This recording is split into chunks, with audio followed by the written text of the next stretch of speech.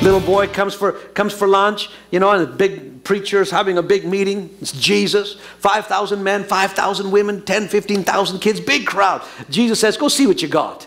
Now, how many know that Jesus is the creator of the universe? He could have spoke and Moby Dick could have appeared barbecued on a spit. I mean, have you ever thought of that? I mean, wouldn't it have been easier for Jesus to do that than stress out his disciples? Master, it's going to take 200 days' wages to feed this crowd. Jesus says, good, feed them. Like, how many know that's like messing with their stress, you know, their stress level? Because he's Jesus. He could have went, psh, bam, there's Moby, done, fixed, on a bun. How many know that Jesus could have done that? He's God in flesh. But instead he says, okay, go ahead, feed them. You guys feed them.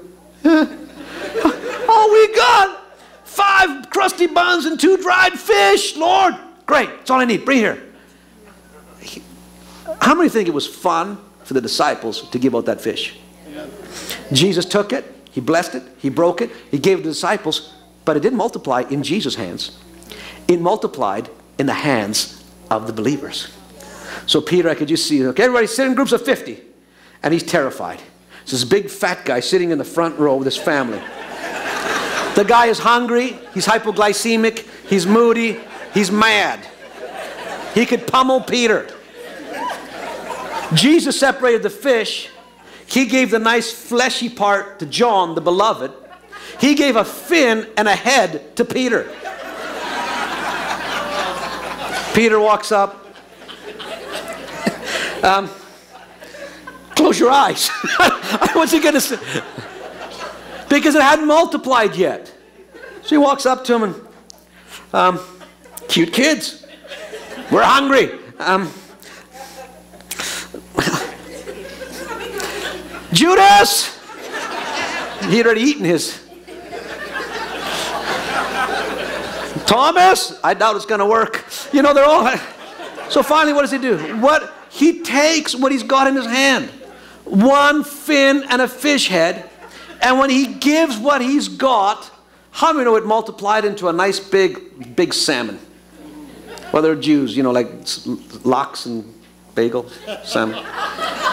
Whatever it was, thank you. All of a sudden, where did the miracle take place? In his hand. What he gave was definitely far too small to meet any need. But in obedience to God, he just gave what he had in his hand. God worked the miracle. Hey, look at that. Watch this. Whoa, you know, I'm sure all of us.